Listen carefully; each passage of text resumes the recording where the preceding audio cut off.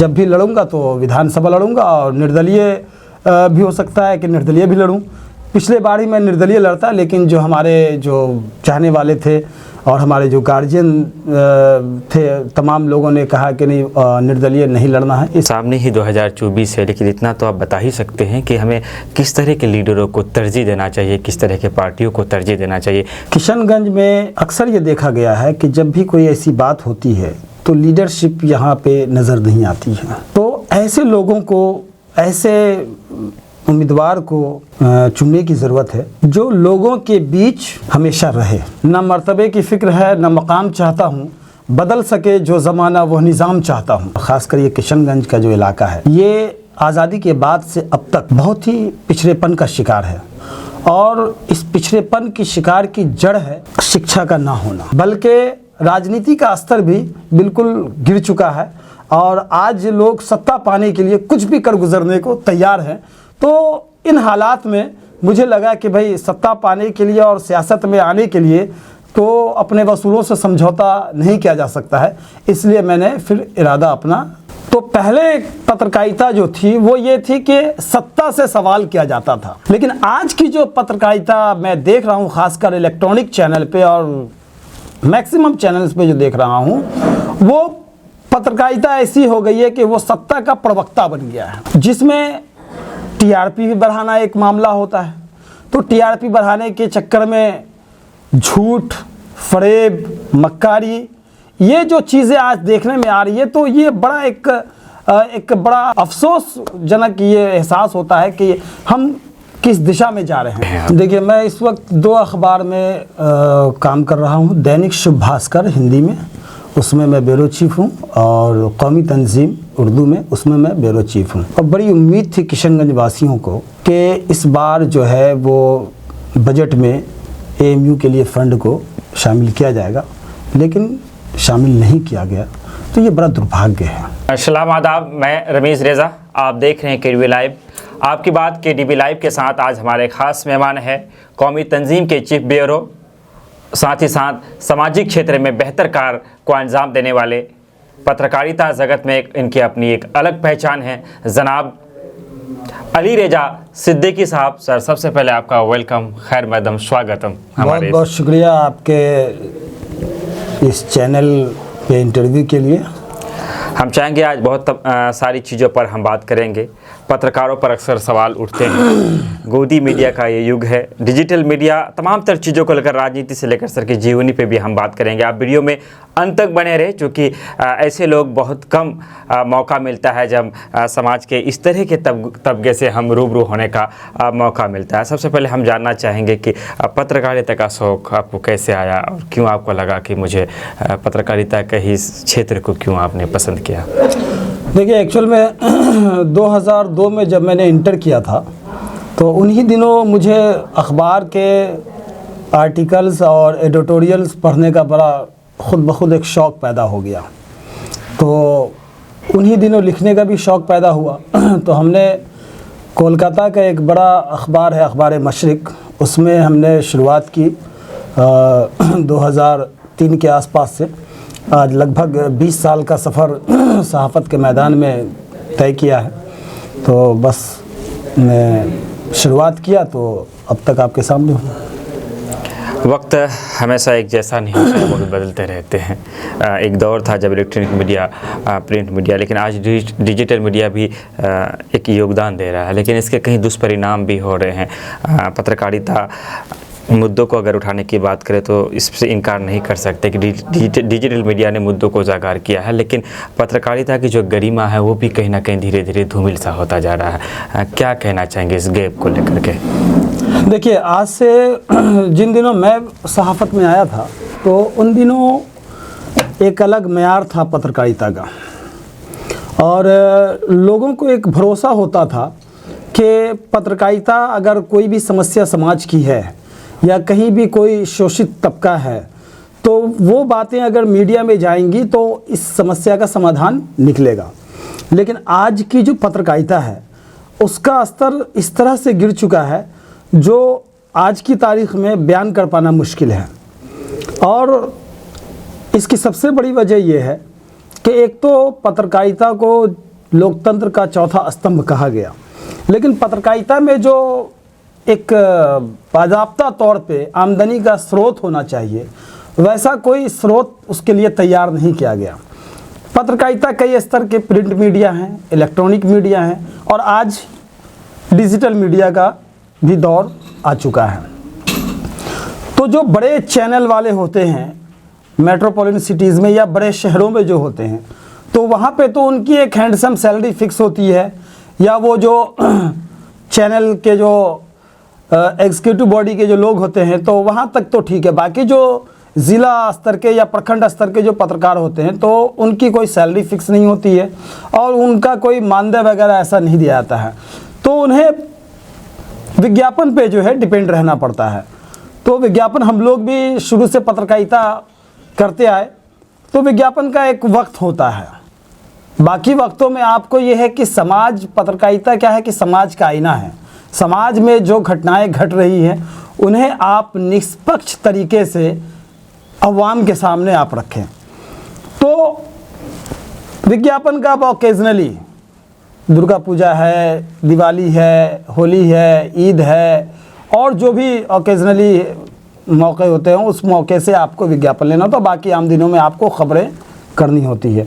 मगर इस वक्त जो पत्रकारिता का स्तर गिरा है वो एक अच्छे लोकतंत्र के लिए बहुत ही चिंता का विषय है। आज की पत्रकारिता वो इसलिए कि आज जब गोदी मीडिया की बात, एक वर्ड बड़ा प्रचलित हुआ है गोदी मीडिया, तो पहले पत्रकारिता जो थी वो ये थी कि सत्ता से सवाल किया जाता था। लेकिन आज की जो पत्रकारिता मैं देख रहा हूँ, खासकर इलेक्ट्रॉनिक चैनल पे और मैक्सिमम चैनल्स पे जो देख रहा हूँ, वो पत्रकारिता ऐसी हो गई है कि वो सत्ता का प्रवक्ता बन गया है, जिसमें टीआरपी भी बढ़ाना एक मामला होता है।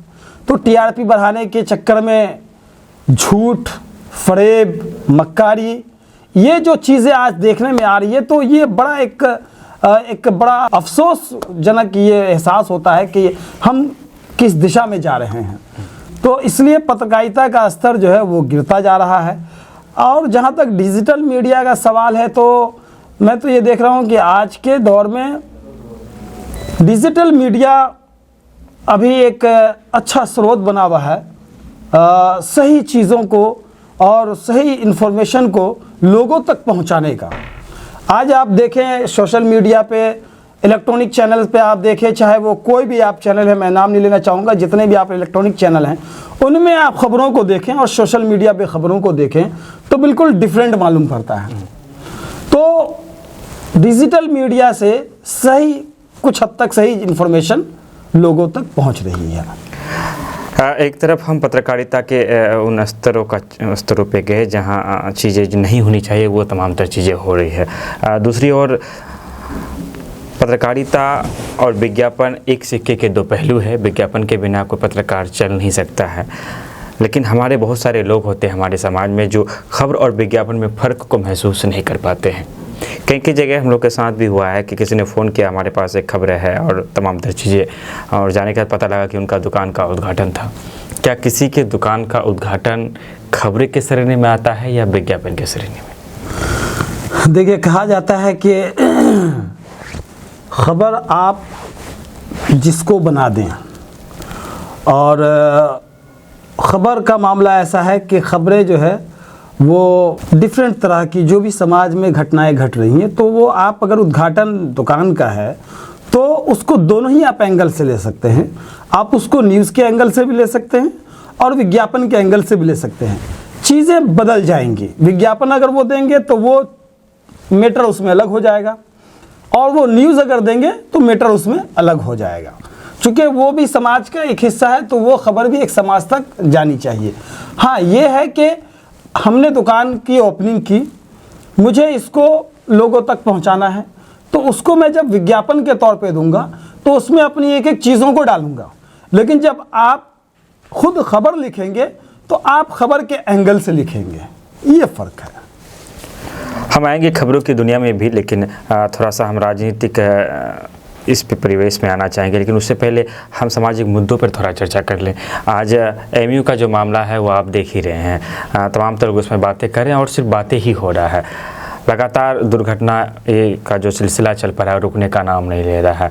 और इनमें सबसे बड़ी बात है कि आज भी जो 10 चक्के या बड़े बड़े जो गाड़ी के ड्राइवर होते हैं वो हालांकि दारूबंदी के इस आलम में भी दारू पी के गाड़ी चलाना ये भी एक कारण है। सड़क दुर्घटना पर कैसे लगाम लगे, इन तमाम तर चीज़ों के लिए क्या करना चाहिए और मीडिया का क्या रोल होना चाहिए इसमें? देखिए, बिहार में शराबबंदी एक ऐसा मामला है जो एक प्रकार का उसे चमत्कार कहेंगे। चूँकि हम लोग खुद भी देख रहे होते थे शराबबंदी से पहले, जो गरीब तबका है, मज़दूर तबका है, तो बहुत सारे किशनगंज में ही आप मिसाल ले लें, ऐसे मोहल्ले, ऐसे गांव के जहां पे वो दिन भर मजदूरी करता था और शाम को उसके घर में बीवी बच्चे भूखे रह जाते थे। उन पैसों का वो शराब पीकर जाता था और अपने बच्चों से मारपीट करता था, अपनी बीवी से मारपीट करता था। तो समाज बुरी तरह से बिगाड़ का शिकार था। लेकिन शराबबंदी के बाद से इन चीज़ों पे तो लगाम लगा है। अब जहाँ तक गाड़ी के ड्राइवर का सवाल है, तो बहुत से राज्यों में शराबबंदी नहीं है, तो लोग वहाँ से पीते हैं, बिहार क्रॉस करते हैं।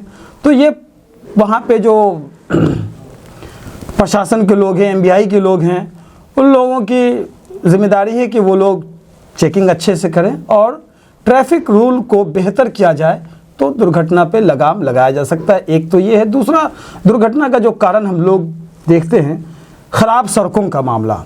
तो पहले तो ख़राब सड़कों का मामला बहुत ज़्यादा था, लेकिन अब इन दिनों एक बात तो माननी पड़ेगी कि बिहार में नीतीश जी के आने के बाद से बिहार की सड़कों की हालत जो है वो बेहतर हुई है। तो इस वजह से बिहार की सड़कों में कहीं कहीं पे, जैसे आपका कुछ स्टेट हाईवे है, कुछ डिस्ट्रिक्ट हाईवे है और नेशनल हाईवे तो खैर सब जगह ठीक ही, अभी जहाँ तक जाता हूँ तो ठीक ही पाता हूँ। और कहीं कहीं पे सड़कों का भी मामला है, उसको भी देखने की ज़रूरत है कि ख़राब सड़कें जो भी बची हुई हैं उनको दुरुस्त किया जाए, तो ये ट्रैफिक रूल सही होंगे, सड़कों का मामला सही होगा और लोग ट्रैफिक रूल को फॉलो करेंगे तो ये दुर्घटनाएं कम होंगी। चूँकि आप बिहार के मुख्यमंत्री नीतीश कुमार की बात निकल कर आई, तो उसी बात से बिहार की शिक्षा व्यवस्था पर अगर हम बात करें, यकीनन के पाठक के आने के बाद शिक्षा व्यवस्था में सुधार हुई है, लेकिन अब जो उनके फैसले आ रहे हैं, ऐसा लग रहा है कि सुधार के नीयत से नहीं बल्कि शिक्षकों से कोई बदला लेने की भावना से कर रहे हैं। लगभग 4:45 में सूरज गुरूब हो जाता और 9 से 5 का स्कूल का टाइमिंग दिया गया है।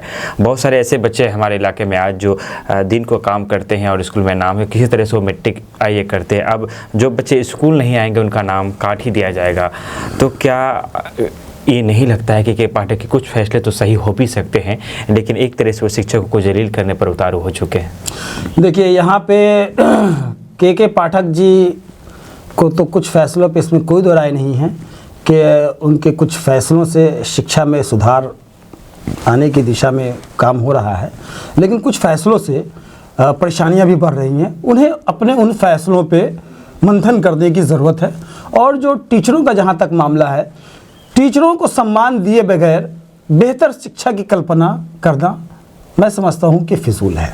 तो टीचरों की समस्याओं को भी समझने की ज़रूरत है और उन्हें सम्मान देने की ज़रूरत है और उन्हें मतलब तरह तरह के फैसलों को लागू करके, तरह तरह का नया फरमान लागू करके उनको एक तरह से बांधना या उनको एक तरह से मतलब मानसिक रूप से जो है उन्हें मजबूर बनाना या प्रताड़ित करना, ये गलत है। इस पे मंथन करने की ज़रूरत है के पाठक जी को।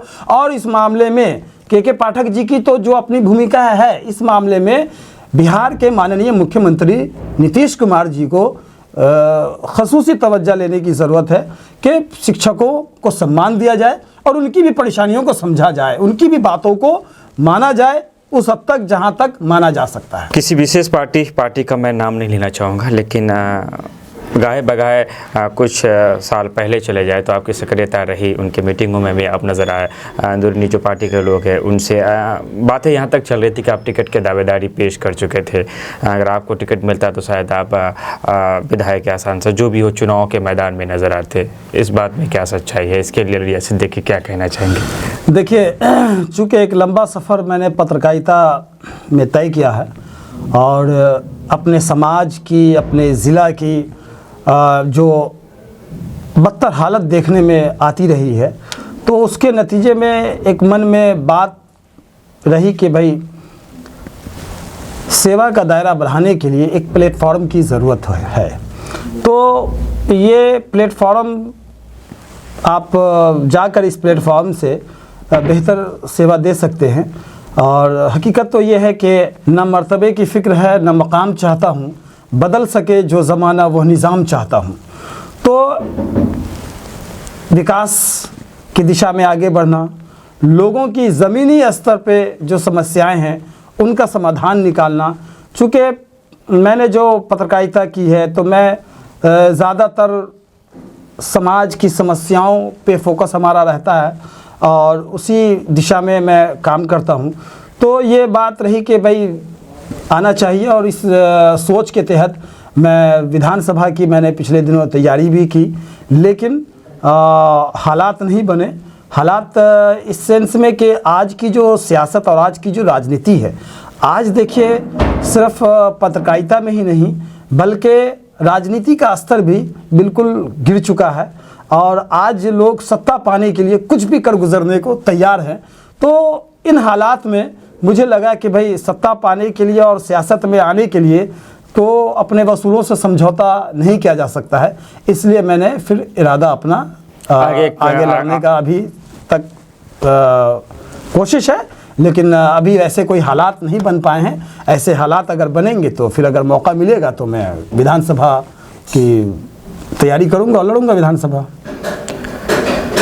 मैंने ये निश्चित है कि आप जब भी लड़ेंगे तो विधानसभा ही लड़ेंगे। पंचायती, जिला परिषद, मुखिया, बहुत सारे और भी पद हैं जिस पर लोग चुनाव लड़कर राजनीतिक में प्रवेश कर सकते हैं। तो क्या उधर भी नज़र दौड़ा सकते हैं या फिर जब भी लड़ना है तो विधानसभा लड़ना है या तो नहीं लड़ना है?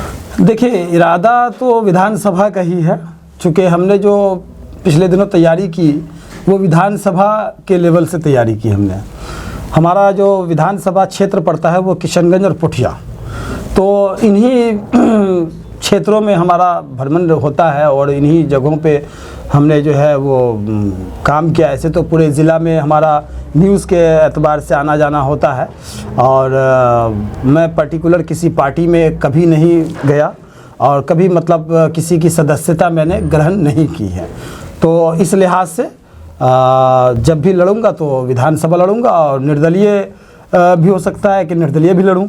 पिछले बार ही मैं निर्दलीय लड़ता, लेकिन जो हमारे जो चाहने वाले थे और हमारे जो गार्जियन थे तमाम लोगों ने कहा कि नहीं निर्दलीय नहीं लड़ना है, इस वजह से हमने नहीं लड़ने का फ़ैसला जो है वो किया और बस अब पत्रकारिता के क्षेत्र में आकर काम कर रहा हूँ।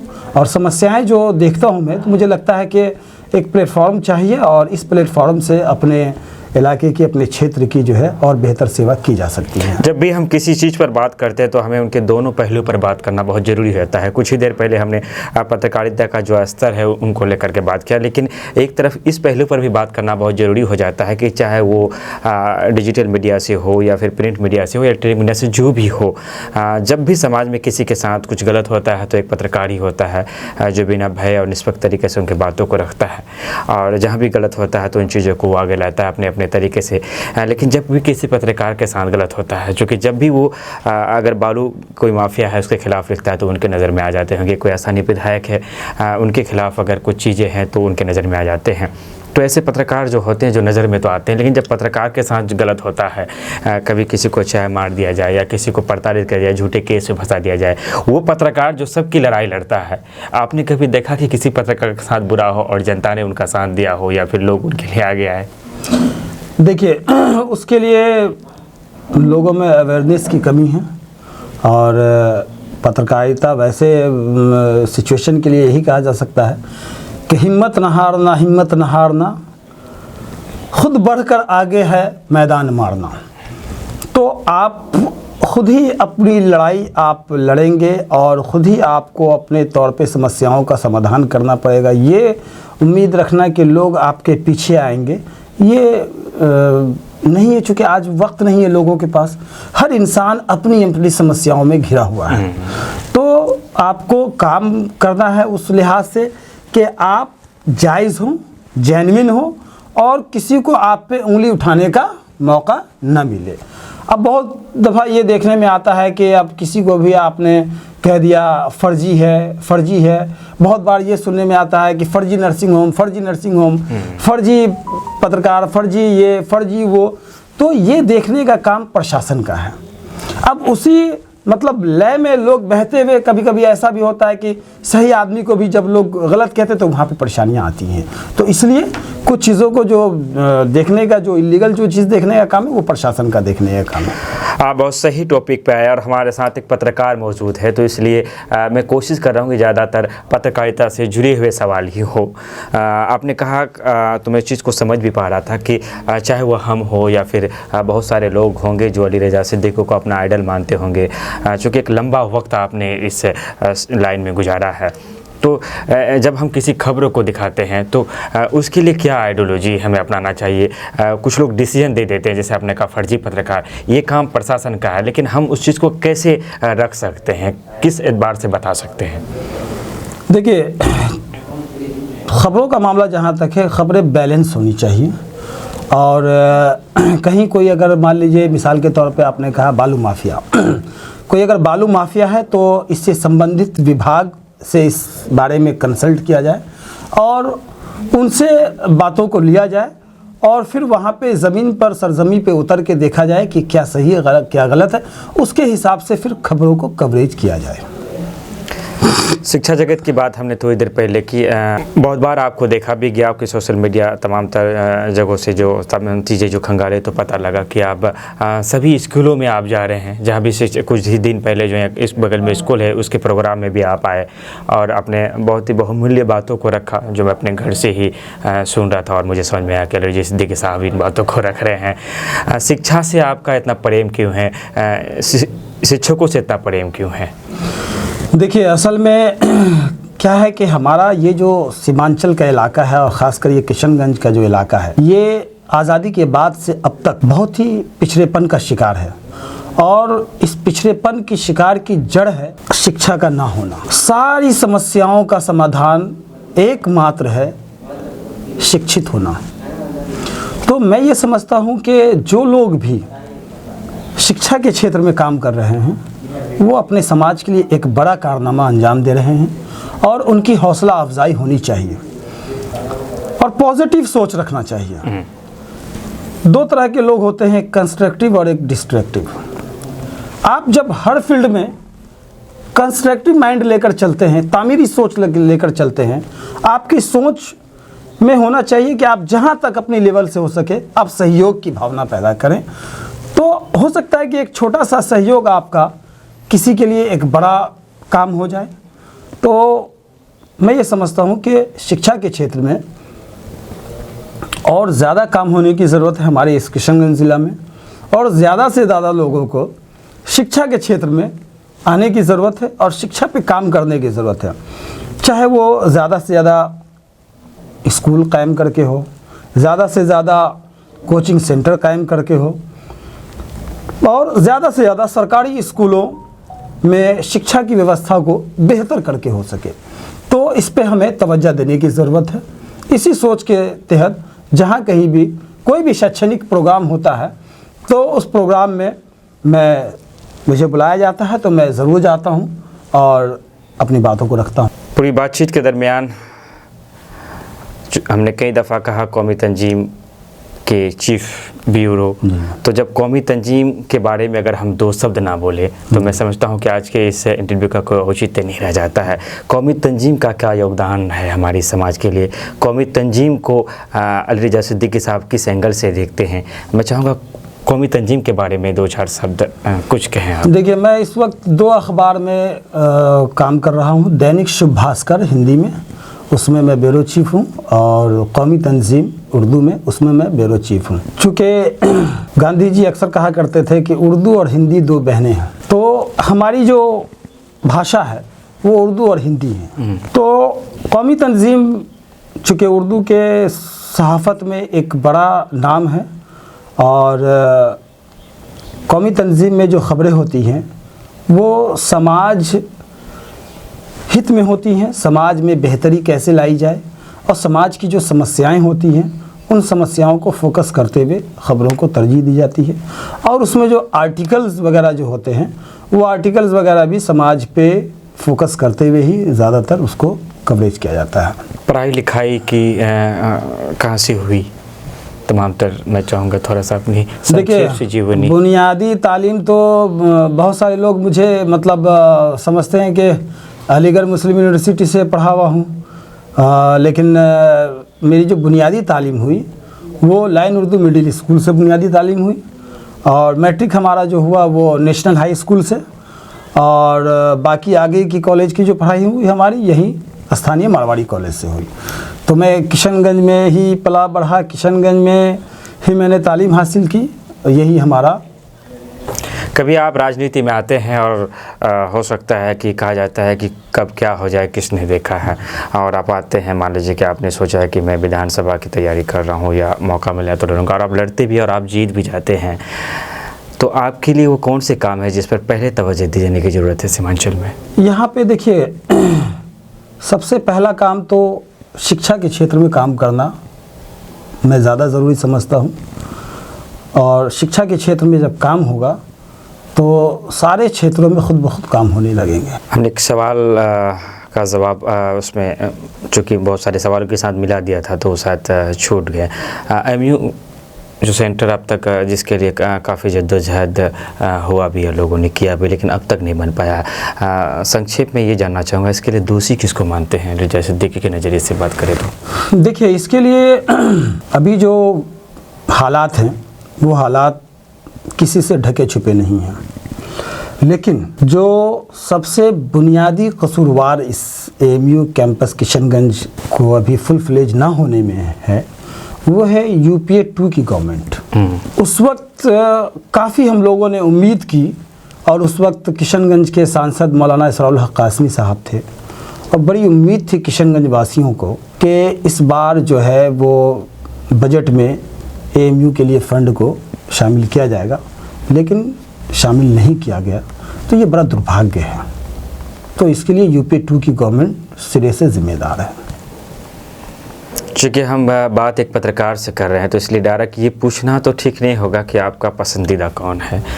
सामने ही 2024 है, लेकिन इतना तो आप बता ही सकते हैं कि हमें किस तरह के लीडरों को तरजीह देना चाहिए, किस तरह के पार्टियों को तरजीह देना चाहिए, कौन सा लीडर क्या गुण देकर, क्या खूबियाँ देकर हमें आने वाले 2024 लोकसभा चुनाव के लिए वोटों का चयन करे। देखिए, किशनगंज में अक्सर ये देखा गया है कि जब भी कोई ऐसी बात होती है तो लीडरशिप यहाँ पे नज़र नहीं आती है। तो ऐसे लोगों को, ऐसे उम्मीदवार को चुनने की ज़रूरत है जो लोगों के बीच हमेशा रहे और लोगों की समस्याओं को समझने वाला हो और ज़मीन से जुड़ा हुआ हो। तो ऐसे उम्मीदवार को चुनने की ज़रूरत है। 2 दिन पहले की ही बात है, जिला पदाधिकारी महोदय जो आए हुए हैं, कुछ ही दिन हुआ है, तो दिगर बैंक की एक जगह मीटिंग थी, उन्होंने जो मुखिया समिति जिला परिषद होते हैं उनके प्रतिनिधियों से मिलने से मना कर दिए। उनका मानना था कि जो महिलाएं जो मुखिया बन कर के आई हैं, जो समिति बन के आई, उनसे उन्हें मीटिंग में होना चाहिए। इस कदम को किस नज़रिए से देखते हैं आप? देखिए, ये असल में जो डीएम साहब का ये भूमिका जो रही, तो ये असल में जो जीत कर डायरेक्ट आए हैं, मुखिया हो, समिति हो, तो मकसद ये होता है, जहाँ तक मैं समझ पा रहा हूँ, कि उनको लगना चाहिए कि मैं मुखिया हूँ, मैं समिति हूँ, तो मेरे क्या कर्तव्य हैं और मुझे क्या करना चाहिए। तो इस मकसद के तहत, और अभी जो है ज़्यादातर ये देखने में आ रहा है कि प्रतिनिधि जो है वो जो आधिकारिक बैठक है, जो भी मामला है, तो उसमें जो डायरेक्ट प्रतिनिधि हैं, जो डायरेक्ट मुखिया हैं, वार्ड पार्षद हैं, समिति हैं, डायरेक्ट जो प्रतिनिधि हैं वो वहाँ पे रहे। प्रतिनिधि का प्रतिनिधि उसका वहाँ पे आधिकारिक तौर पर ऐसे भी कोई काम नहीं उनको समझ में आता है, या जो भी उनके मतलब के कानून के दायरे में चीज़ें आती है तो उस हिसाब से वो किया होगा उन्होंने। एक काफ़ी समय से पत्रकारिता में आप जुड़े हुए हैं और कौमी तंजीम जैसे अखबार में आपकी माने अहम भूमिका, ब्यूरो चीफ जैसा एक पद है। लेकिन आपके नज़रिए की अगर बात करेंगे कि तो हिंदुस्तान के कोई ऐसे पत्रकार, कोई ऐसे टीवी एंकर जिससे आपको लगता है कि आज भी उनके अंदर ईमानदारी बची हुई है, आज भी वो सही चीज़ कर रहा है, जिसे अली रज़ा सिद्दीकी भी सुनना पसंद करता हो, किसी का नाम अगर? देखिए, ऐसे कई नाम हैं कि आज के इस कड़े हालात में और आज के इस स्वार्थ भरे दौर में जो सच्चाई के साथ एक पेशे से मोहब्बत होना, हम लोग भी पत्रकारिता करते हैं और निष्पक्ष बातों को रखते हैं। भाई ठीक है, हमारी आपसे ज़ाती तौर पे रंजिश हो सकती है, ज़ाती तौर पे हमारा आपसे मतभेद हो सकता है, लेकिन उसको हमें अपनी पत्रकारिता में शामिल नहीं करनी है। मगर आज ऐसा हो देखने में आ रहा है कि लोग अपनी ज़ाती चीज़ों को लेकर ही पत्रकारिता कर रहे हैं। इस दौर में भी कुछ पत्रकार हैं जो बेहतर पत्रकारिता कर रहे हैं, जैसे रवीश कुमार हैं, अभिसार शर्मा हैं, प्रसून वाजपेयी हैं, और भी आपके डिजिटल मीडिया के कई रिपोर्टर हैं, प्राज्वल गौतम हैं और रंजीत झा हैं। इस तरह के कई रिपोर्टर हैं। देश में एक समय ऐसा भी आया जब लोग सड़कों पे उतर आए, हमारे ही देश में हमसे नागरिकता मांगी गई और CA/NRC का जो दौर था उसमें जगह जगह हमारे यहाँ भी शाहीन बाग नाम से तमाम तर चौक चौराहे पे महफिलें सजी थी और अली रज़ा सिद्दीकी वहाँ एक पत्रकार बनकर नहीं बल्कि एक मंच पे आपको हमने भाषण देते हुए देखा और आपके भाषणों में जो शायरियाँ होती थी काफ़ी आक्रोशित होती ही। पहला सवाल तो ये कि क्या एक पत्रकार को इस तरह से खुले मंच से एक पक्ष रखना सही था? दूसरा कि जो शायरी है जो आप किसी के देख के बोलते हैं या फिर लिखने के साथ साथ शायरी लिखने का भी आपको शौक़ रहा, गज़ल उजल इत्यादि? देखिए, मैं तो ऐसे शायर नहीं हूँ। बहुत पहले किशनगंज जीनियस क्विज़ कॉन्टेस्ट के नाम से एक प्रोग्राम हम लोग कराया करते थे, जिसमें हमारे यहाँ 8 से लेकर के 10th तक के बच्चे उस क्विज़ कंपटीशन में हिस्सा लेते थे और जो प्राइस डिस्ट्रीब्यूशन होता था तो उसमें ज़िला के वरीय पदाधिकारी, SSB कैंप, BSF कैंप के कमांडेंट वगैरह, इन लोगों को बतौर चीफ गेस्ट, बतौर गेस्ट ऑफ ऑनर होते थे हमारे प्रोग्राम में। और मकसद ये था कि जो बच्चे नीचे बैठे हुए हैं और जो आज स्टूडेंट हैं, आज पढ़ाई कर रहे हैं, कल को उनके अंदर भी एक जज्बा पैदा हो, वो भी प्रेरणा लें हमारे उन पदाधिकारियों से, उन डिफेंस के ऑफिसर से, और वो भी आगे चलकर उस मुकाम पे पहुँचे और देश की सेवा अंजाम दें। तो बच्चों के बीच में मोटिवेशनल बातों को रखने के लिए कुछ शेर व शायरी बहुत सारी जो है वो पढ़ते पढ़ते वो आ गई, तो मोटिवेशनल बातों के दौरान वो चीज़ें जो है वो आ जाती है। रही बात CA और NRC के वक्त में, तो उस वक्त देखिए क्या है कि हमें हर हाल में, हम किसी भी फील्ड में हो, हमें हर हाल में ये सबसे पहले ध्यान में रखने की ज़रूरत है कि हम एक इंसान हैं और एक इंसान मुर्दा दिल इंसान नहीं बल्कि ज़िंदा दिल इंसान है, जिसके अंदर इंसानियत की तरफ हो। तो वो एक CA और NRC की लड़ाई नहीं थी बल्कि वो इंसानियत बचाने की लड़ाई थी। तो इसलिए मैं जाता था और कुछ बातें वहाँ पे जो है रखता था और वहाँ पे सिर्फ इंसानियत की बातें होती थी कि भाई सियासत के चक्कर में और देश के ही नागरिकों को परेशान करने के चक्कर में जो है इंसानियत तबाह हो रही है, इससे हमें बचने की ज़रूरत है। आखिर में कुछ कहना चाहेंगे व्यूअर्स से, कोई संदेश हो आपका जो लोग देख रहे हैं? यही कहना चाहूँगा कि पॉजिटिव चीज़ों को अपने अंदर ज़्यादा शामिल करें, नेगेटिव चीज़ों को अपने अंदर से बाहर निकालें। और एक बात कही जाती है उर्दू में है कि तनकीद बराए तामीर हो, तनकीद बराए तखरीब ना हो। अब किसी भी चीज़ की तनकीद अगर करें तो नज़रिया आपका तामीरी होना चाहिए, वो बुनियादी होना चाहिए कि भाई इससे इस्लाह हो सके, इसमें सुधार हो सके, उस नज़र से आप करें। और बल्कि बिगाड़ हो और चीज़ें ख़राब हों, उस नज़र से आपको तनकीद से परहेज़ करने की ज़रूरत है और कॉपरेशन की भावना पैदा करने की ज़रूरत है। और इस नफ़रत के दौर में इंसानियत को आम करने की ज़रूरत है, इंसानियत के पैगाम को आम करने की ज़रूरत है। और सबसे बड़ी चीज़ ये है कि हमें इस बात का ख्याल रखना चाहिए कि हम जब इंसान हैं और सामने वाला एक इंसान अगर किसी परेशानी में मुब्तला है तो हमें ज़ात, धर्म, मज़हब, क्षेत्र, इलाका, इन बातों से ऊपर उठकर उसकी मदद करने के लिए आगे हाथ बढ़ाने। बहुत बहुत शुक्रिया, आपने अपना समय दिया। बहुत बहुत शुक्रिया आपका भी कि आपने हमें अपना वक्त दिया। कौमी तंजीब के चीफ ब्यूरो अली रजा सिद्दीकी साहब जो अपनी बातों को बड़ी ही बेबाकी के साथ हमारे बीच रख रहे थे। बहुत ही काम की बातें हैं, मैं चाहूँगा कि इसे समय निकाल कर आप ज़रूर सुनिए, क्योंकि जब हम ऐसे लोगों को सुनते हैं तो हमें समझने का मौका मिलता है। कहा जाता है कि अच्छी किताबों को पढ़ा कीजिए, अच्छे लोगों से मिला कीजिए, इससे आपकी ज़िंदगी में निखार आता है। खबरों को शेयर करते रहें, चैनल को सब्सक्राइब करते रहें। विदा लेना चाहेंगे हम। धन्यवाद, शुक्रिया, आदाब।